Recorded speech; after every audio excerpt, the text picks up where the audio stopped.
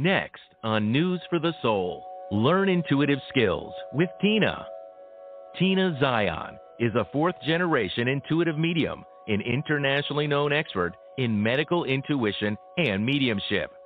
As an award-winning author and instructor, she teaches medical intuition and mediumship skills to students around the world. And now she's here to teach you on News for the Soul. Please welcome Tina Zion back to News for the Soul.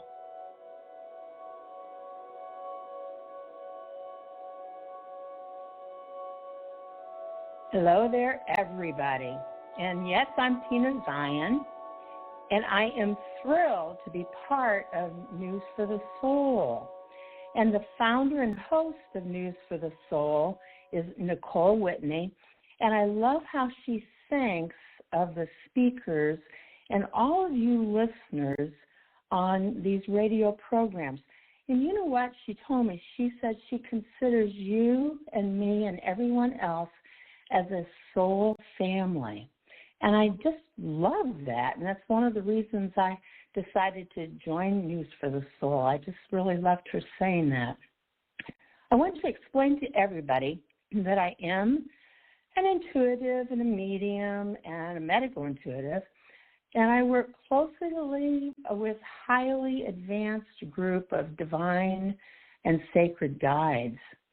And for probably about the last 10 years, I've been directed to stop doing readings and healings and teach other people of just how powerful they really, truly are. So you are already intuitive, and you are already a medium and an intuitive. And if you're yearning to be a healer, you can also go in that direction if you choose to do that.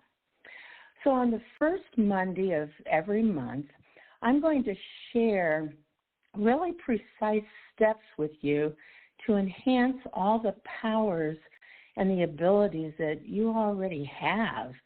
And then I will offer you some homework, and I am starting to call it home play, so it's not considered work, to consider it home play, to do that month until we meet again. Now, on some of the shows, I will also open it up to questions, because I love questions. That actually helps me give everyone a lot more details than what, I sometimes think to even mention. So I'm going to reach out also to a couple, maybe even a few, of my long-term mentoring students and interview them so that you can hear other people's processes as they became professional intuitive mediums and medical intuitives, and how some people have decided not to be professional, but it's just work with their family and their friends and their neighbors. So to begin today, as my first time with you all, I want to detail really what intuition is, because I've found over the years that, gosh, so many people are not really aware of intuition or what it looks like when it happens or what it should be or could be. And I want to, especially today, to help you get a sense of maybe what's been getting in your way. So first of all, I have to say over and over again, you are already an intuitive and you're already a medium. And those of us who do this professionally and have become pretty well known, we do not have any special gifts. Please, please, please hear that. In fact, I love to start all of my courses saying I don't have really any gifts at all. And I try to remember to say that to everybody, because we are all wired when we are born to be intuitive. We're naturally at it. Intuition is simply the ability to notice and receive information that's everywhere. And, sometimes I tell people that I really think I just teach people how to notice, maybe the very subtle things around them. And really that's the bottom line, I think, is to begin to notice what's happening around you.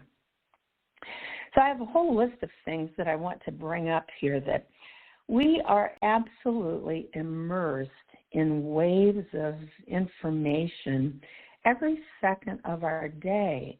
The universe is talking to us, communicating with us, sending us messages, sending us signals that it's only a matter of noticing. And next month, I'm actually going to bring up, I've come up with 18 that I've noticed anyway, 18 different pathways that the world around us is communicating with us. So I'll bring that up next month at our next time together. So we're immersed in these waves of information. And intuition is not magical or mystical. It is absolutely very natural and normal around you. And I want you to make our time together, since this is about learning intuitive skills, to notice how this applies to you. What are your thoughts been? What's been going on with you that you're even listening to me today to learn more about being intuitive? And if you're here with me today or listening to this in the archives, you're getting a signal about intuition. And please notice, first of all, that intuition is not magical at all. It is absolutely a natural and normal part of who we are as humans. And it's been that way since the caveman and before. So please notice that, and notice that about yourself. Have you thought that it's just magical and mystical and out of your reach? Because it's not. Now, one of the key things that I want to bring up with everybody is that it will never stop feeling like your imagination. Now, if you can really take that in and really own that thought, this will take you over all the bumps that might be getting in your way. That intuition is always, always, always going to feel like imagination. And yet it is absolutely very real. So the feel of it doesn't take away from the reality of it. The feel of it, I had to think about this for a long time, but it feels and always will feel like you just dreamed it up, feels like you just made it up. But the reason why it feels like that is that we are actually noticing the non-physical realms. So the non-physical realms of life do not have that physical substance as much. And so that's why it will always feel like your imagination. Now let's just stop there for a little bit, because I always want to make my time with you all about you. So I want you to notice what you have been aware of that you just really dismissed and thought, oh, I just, wish that, or I'm dreaming it up, or, it popped in out of nowhere, so it's probably nothing. It's probably a coincidence. And I want you to take a moment right now and notice if you have done that today. Notice if you've done that this week. And I'll be quiet for just a couple of seconds here for you to think about that.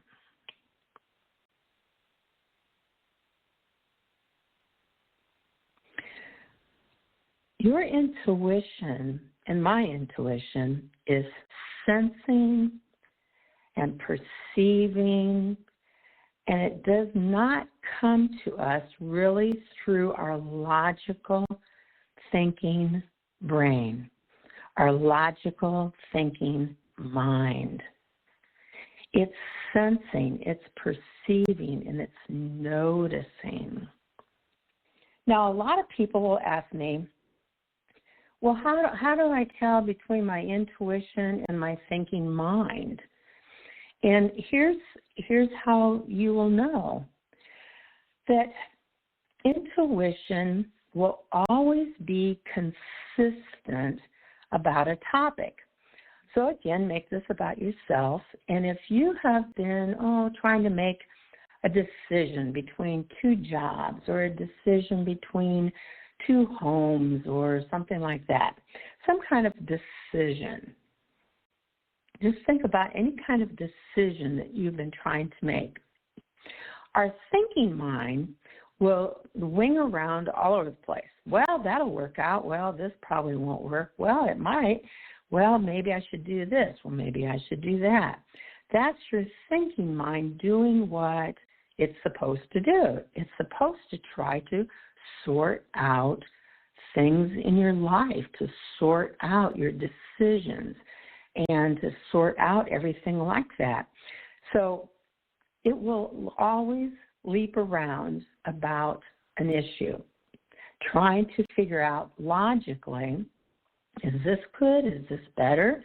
What would happen to me if I did this? What would this look like? Well, who would care? Would anybody care? See, all those kind of things. So take a moment and notice that your logical brain is supposed to go this way and that way, sorting things out, looking it over, trying to decide. Now, intuition, on the other hand, your intuitive wisdom about one issue at a time or one decision or one concern at a time, if it's your intuition, it will always give you the same signal. It won't jump around. Now, that signal is usually quieter, I guess I'd say. That consistent message is more subtle, but it doesn't change. See, that's the detail about this. It doesn't jump around. It doesn't leap around trying to sort it out. It consistently gives you the same signal. Now, many people will call that, I just had that feeling in my gut. I've heard people say that a lot. I just had that feeling in my heart or in my chest. And it just kept giving me that same signal. Now, this is really a key moment here about noticing your intuition. It will not jump around like your thinking mind does. Okay, now the next point I want to make is always take the pop of information. Anything that pops in, it kind of pops in out of nowhere sometimes, anything that pops in is going to be your clearest piece of intuitive information. So somebody even made a bumper sticker for me because I'm always talking to people about take the pop. Did it pop into your awareness? So take a moment right now and ask the universe to give you just an instant pop of a wisdom.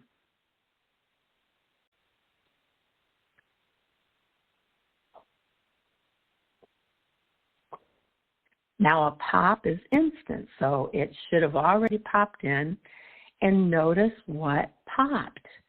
Because when we have a pop of information, now that information could be a thought, it could be a feeling, it could be a sentence, a words, it could be images. But if it pops in out of nowhere, it is coming to us from the universe around you.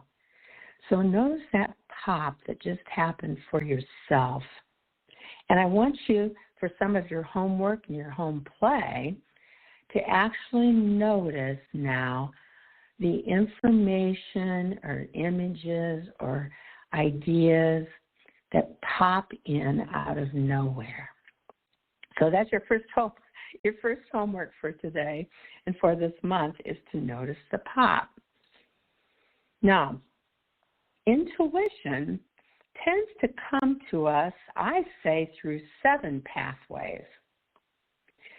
So it comes in through the 5 physical, and everybody knows these as the clairs. So it comes through as the sense of touch, the sense of taste, the sense of smell, sight, and sound.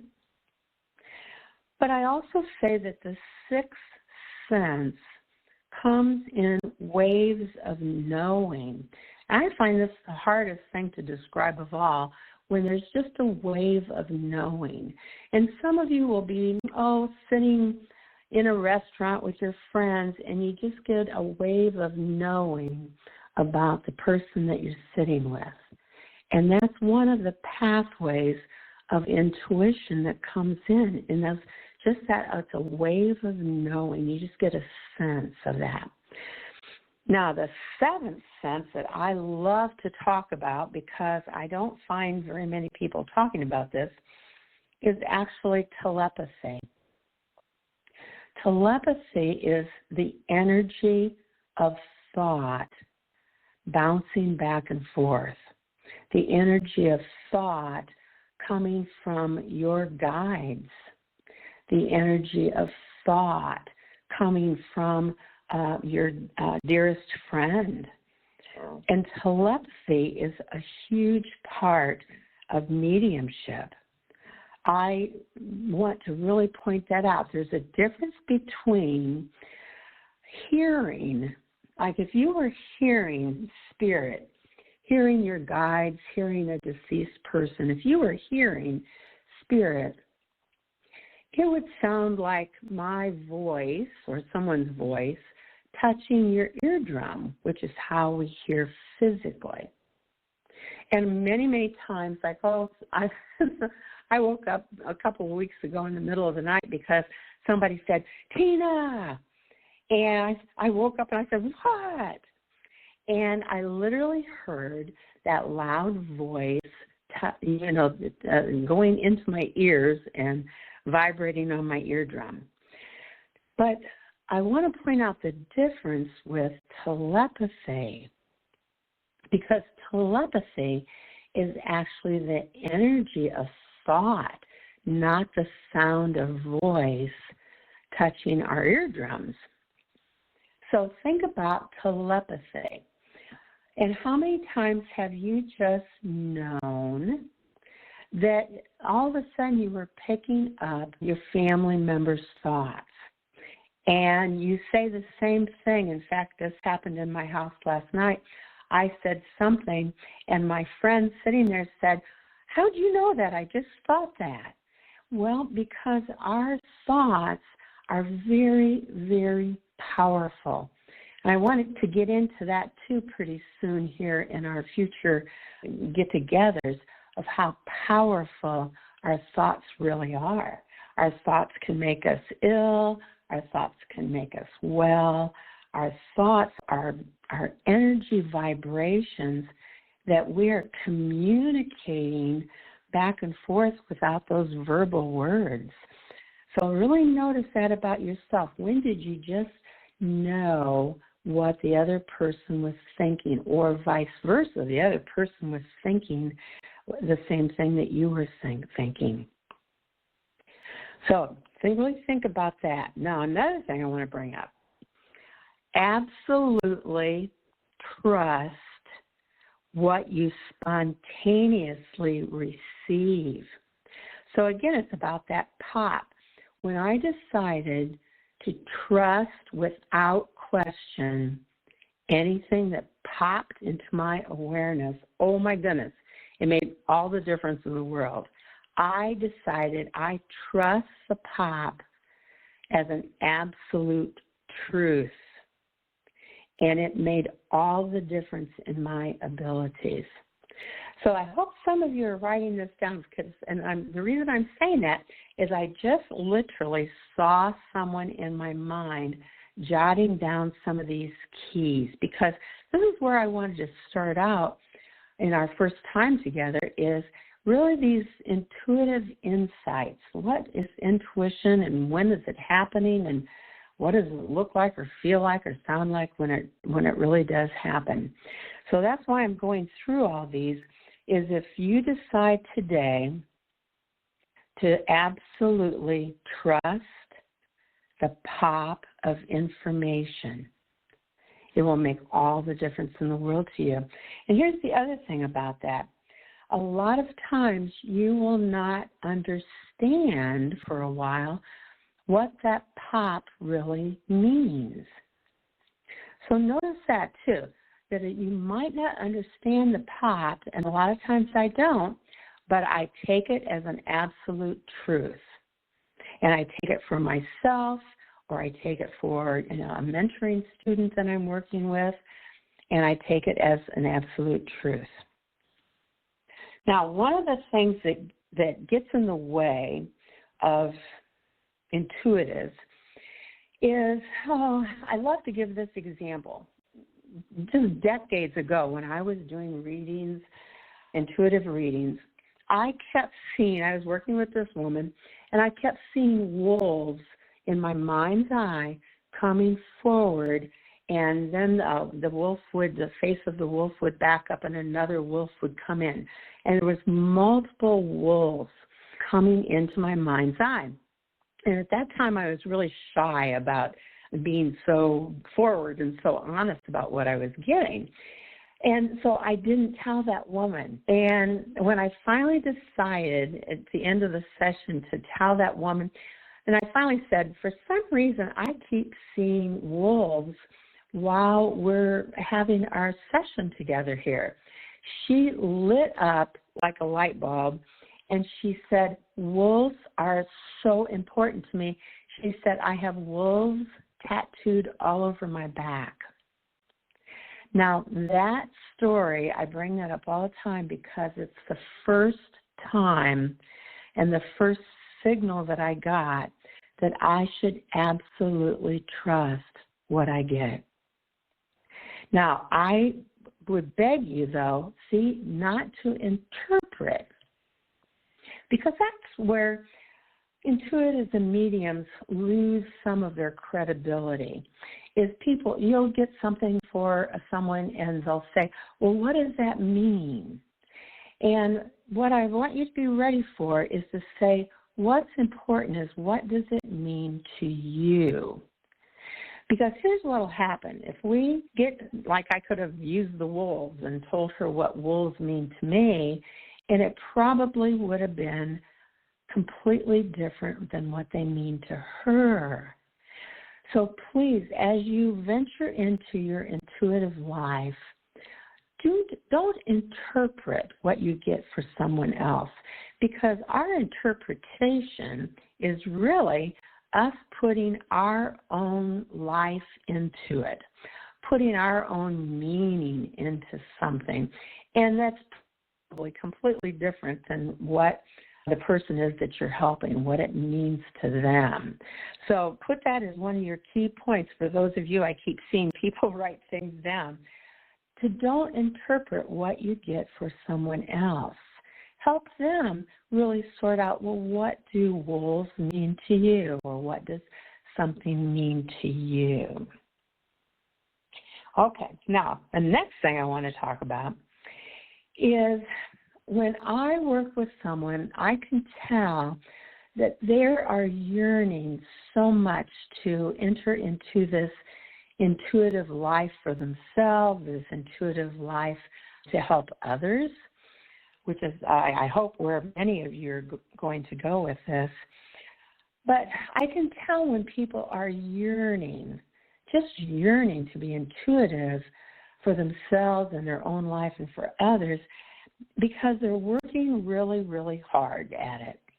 Now, here's how I can tell how people are working hard at it, is that I can see their energy field, and you can too, that their energy field will be pushing outward from their third eye, and the third eye is there in the center of their forehead, as we all have.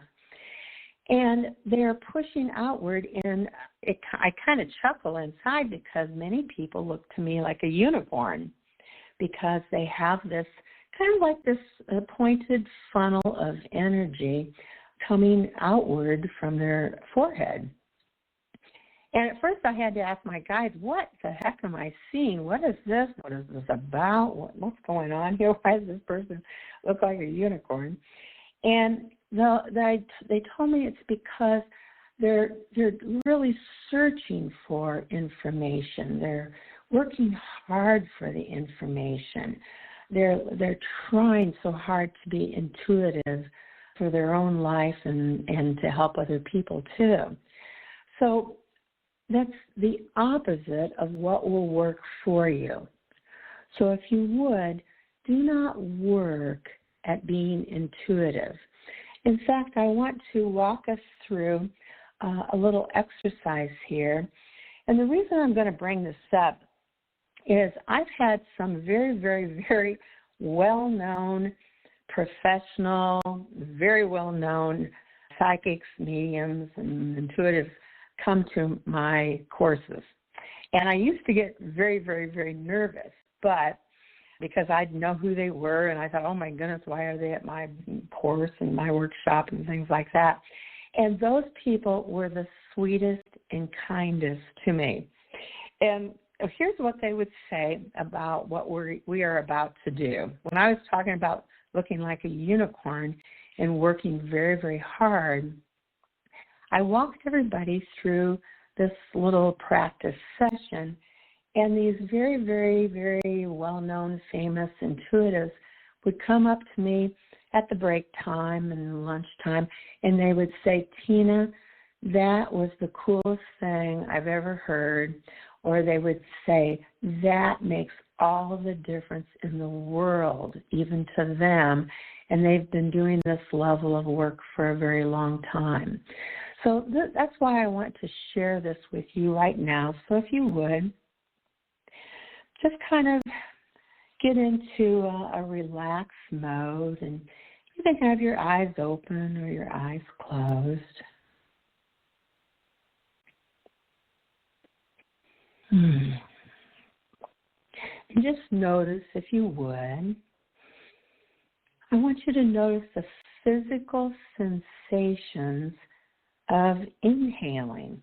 Because a lot of people say, oh, just, start meditating by just breathing in and out. But I want you to notice instead the physical sensations of inhaling. Right now, you can feel the coolness of the air come in as it touches around the edge of your nose.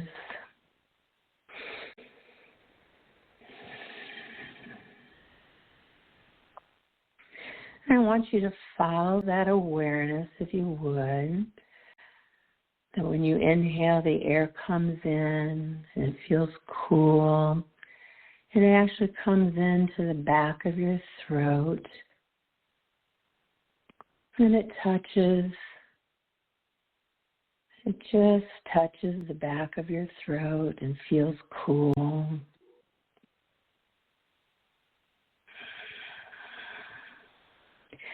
And then if you follow that physical sensation down inside of you, you'll just notice, and everyone's different, you'll notice where that coolness just changes into warmth. So notice that right now, if you would.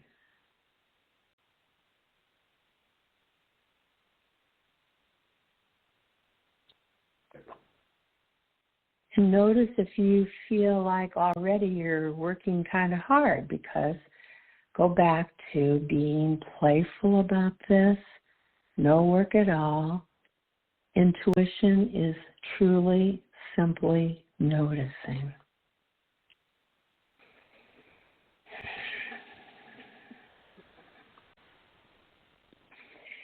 And now I will say, I want you to imagine, and I'll call it imagination, but it's actually happening, I want you to also imagine that every time you inhale now, you're inhaling at the same time into your forehead. So just be playful and just imagine that you can breathe in through your nose, your mouth, and your forehead at the exact same time. And I ask you to notice that your forehead will just begin to feel softer. Your skin will feel just supple. It won't feel tight. It will loosen any tightness of old worries that you've had.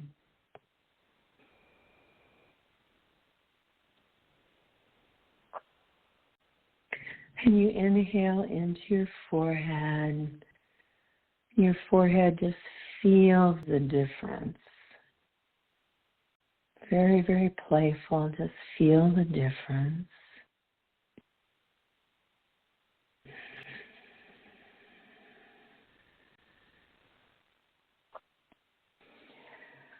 And now I want you to send your breath into your forehead and just feel it become warm and rich.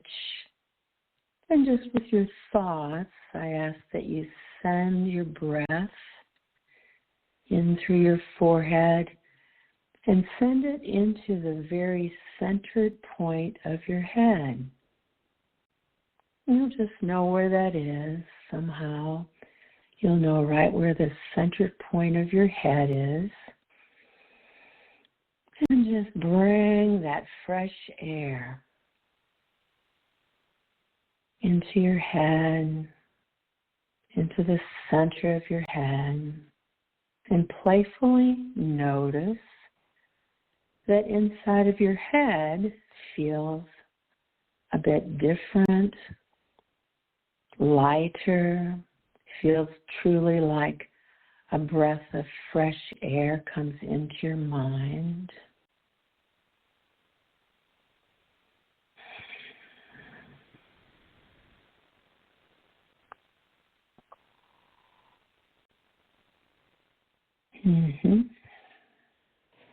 And now I ask you, for each of you, to decide on a color that you love the most. And inhale that color in through your forehead and send that beautiful color to the very centered point in your mind, that centered point in your head.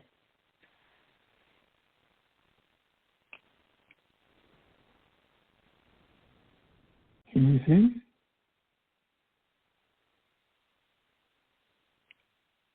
some of you have already noticed that your mind just feels like it has become awakened a little bit, or feels a bit more alive.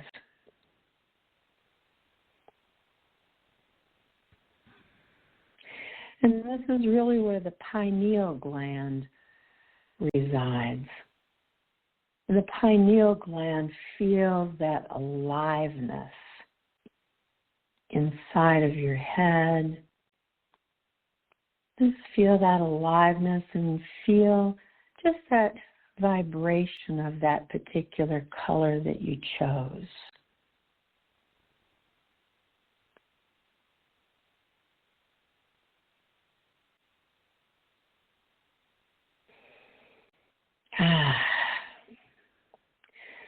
And now I want you to ask the universe to give you a truth and a wisdom just for you right now, and take the pop.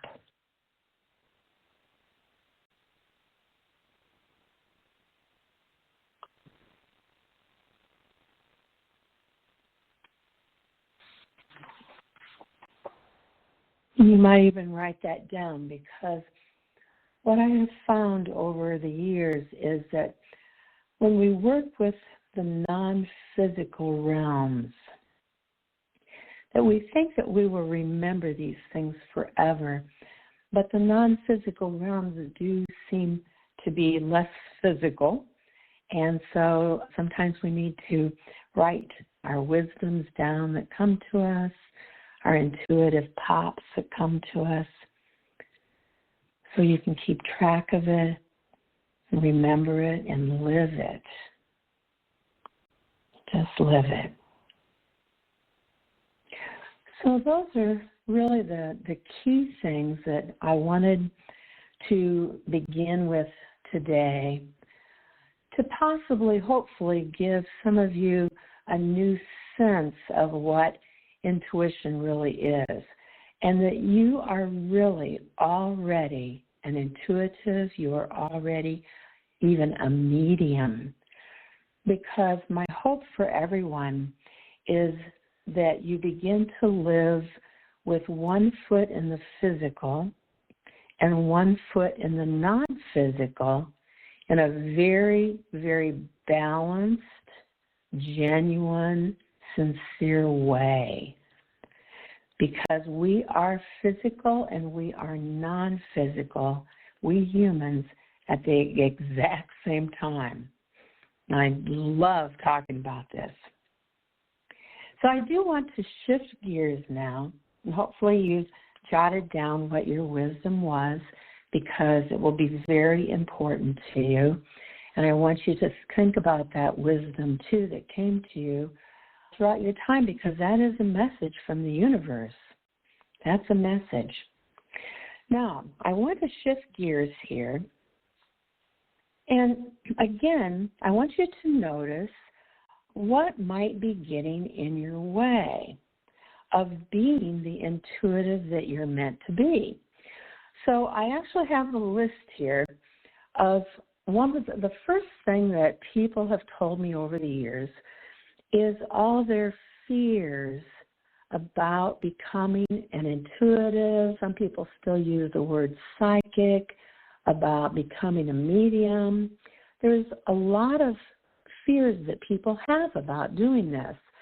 So besides sharing with you, what I think intuition really is, feels like, looks like, and happens, but I also want to talk to you about what might be getting in your way about this. So I'm going to start out with fears, and I made a little list here of the fears that people keep bringing up in my courses. So people come to my courses, and yet they're scared to death. And a lot of times I'll ask people, well, how many of you are here and no one knows that you are here in an intuitive class? And a lot of people will raise up their hands that their family doesn't know, their friends don't know what they're doing that weekend. And, I find that kind of delightful. But it is based on some of the fears that we have. So, see, and again, make this a time about you and for you. Some people have said that they are so afraid of the unknown.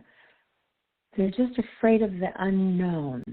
They're afraid of taking intuitive classes or listening to my talk today might change things for them.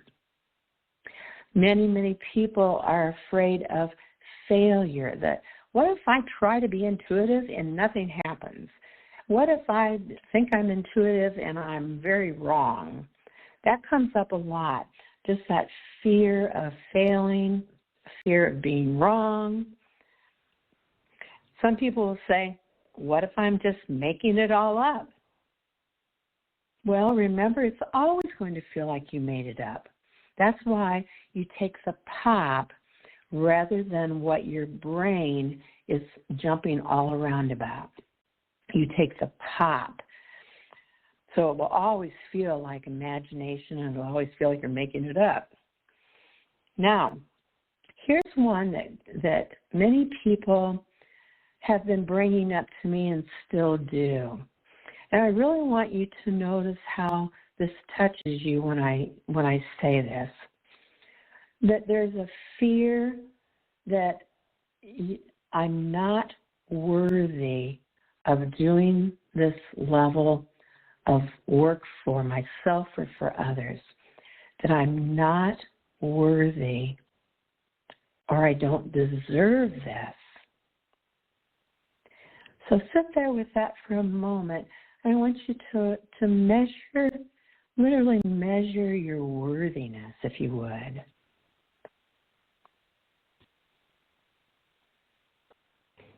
One of the other fears that people bring up to me all the time is if I open up to this spirit world, what if it begins to dominate me?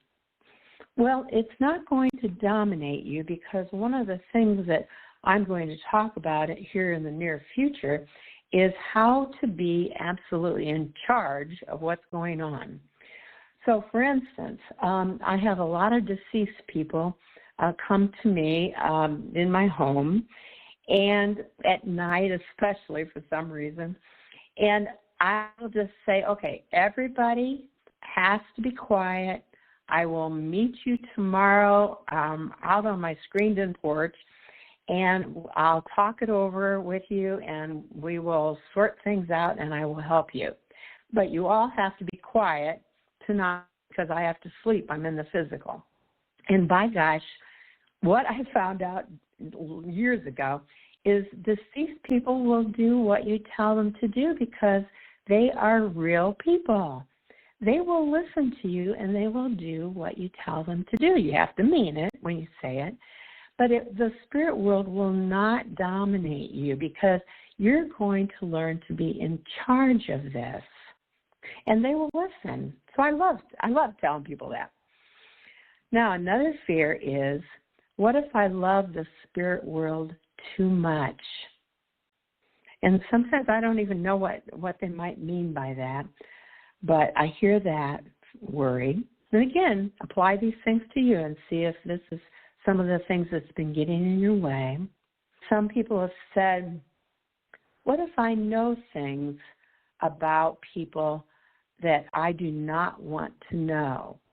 So a lot of new people to intuitive information is they're so worried that they're going to know that someone might die, or they're going to know, I don't know, all kinds of things. When in fact we will know many, many things, but it doesn't mean you need to say everything out loud. We already, in our regular life, know lots of things, and we don't say everything out loud. So be aware that you don't have to do that. Now, I find this next one kind of cute, really, that people want to be mediums and want to do this deep level of intuitive work, intuitive healing, and things like that. But they said, but I don't want to see any dead people. And so that tickles me. And so we'll talk about that more in the future. But dead people, I will tell you, here's how I look at it. They're just as alive as we are.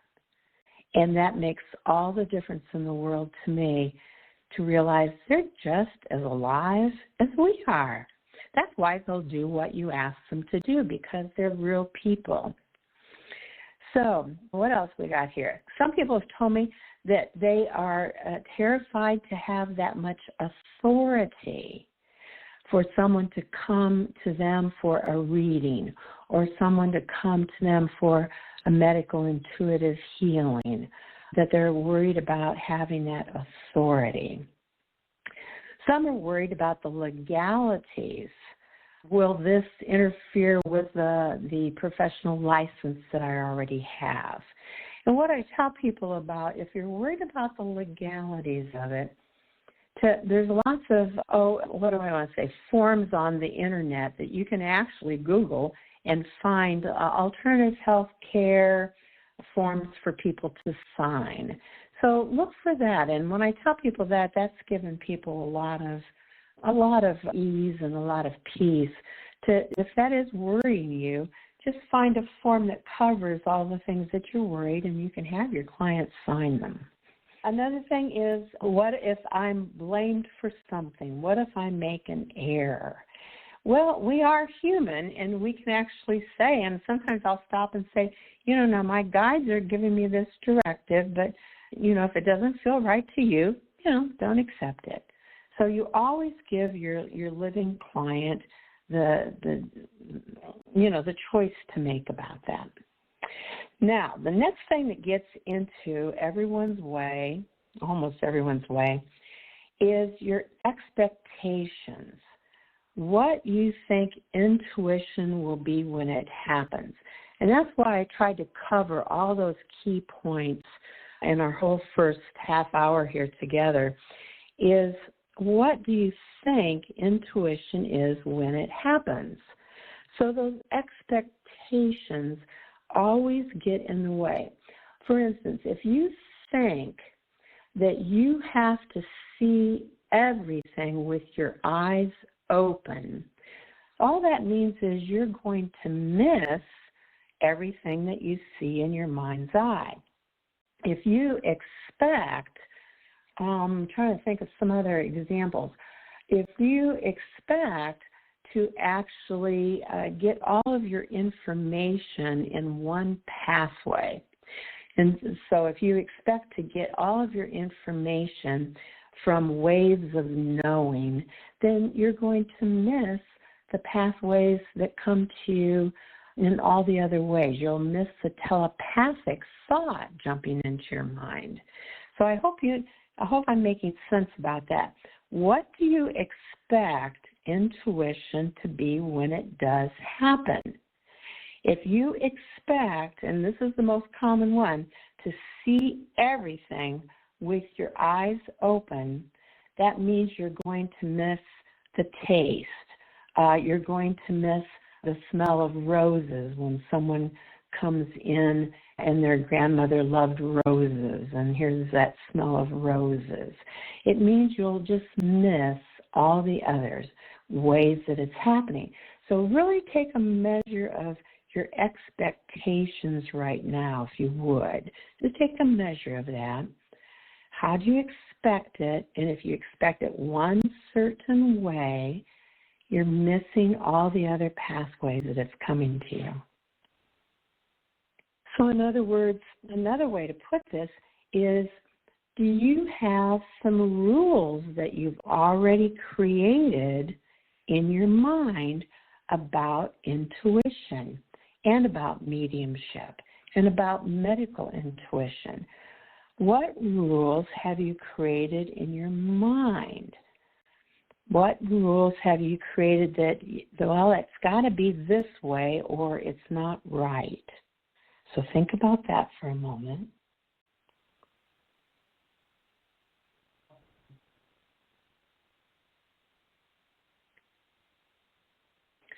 The next thing is, if you are starting to work or practice doing intuitive sessions, so I want you to notice that if you have any thoughts of yourself during a session that you're having, an intuitive session that you're having with another person, for another person, you are getting in your way. So I really talk to people that you sit down with someone to practice, and I do hope you start putting these things into practice with your friends and your family and maybe your coworkers if they're open to this. Any thoughts about yourself, are you getting in the way? So if you sit down to practice, I want you to have absolutely no thoughts about yourself at all.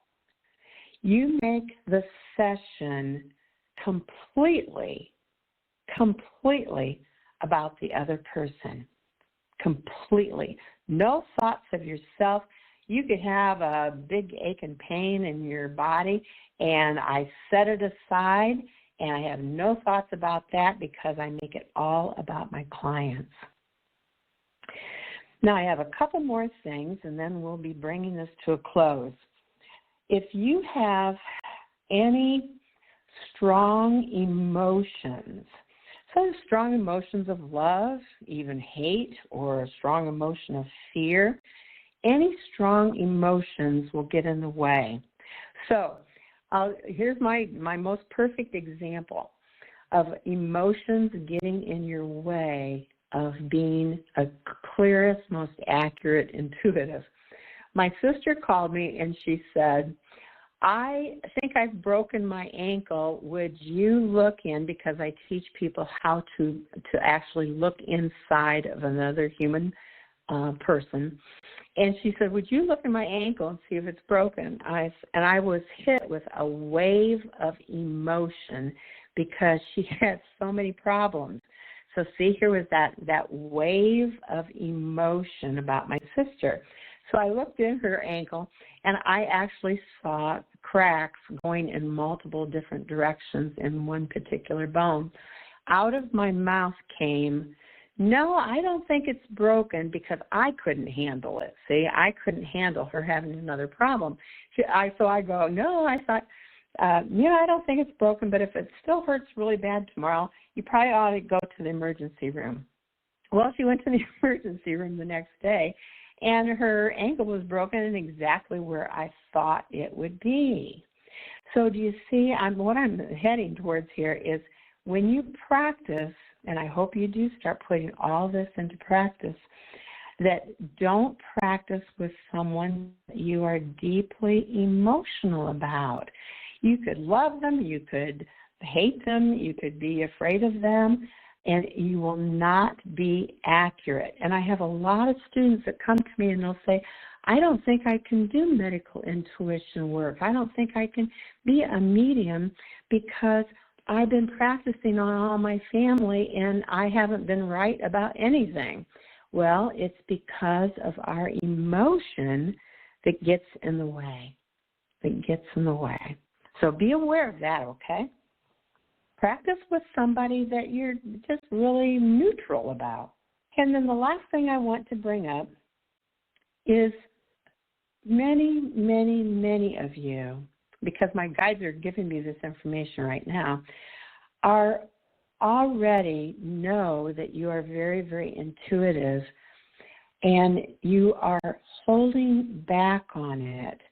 You are worried about other people being uncomfortable. You're worried about what will family think. And I was very blessed with a family that we were expected to be intuitive. It was just natural. No one had a class. We never talked about it hardly at all. But when my deceased grandmother would come in, I would share it, and everyone would say, oh, yes, she came to me too. And it was so natural. So I realized that I was brought up with it just being a common knowledge that we live in this physical life with one foot in the physical and one foot in the non-physical at the exact same time. And so stick with me, and this is where we're going to go. And like I said, our next time getting together, I'm going to talk about all the ways that the universe is actually sending us signals. And I've come up with 18 pathways that I'm aware of, and there's probably more, but I will share that with everybody.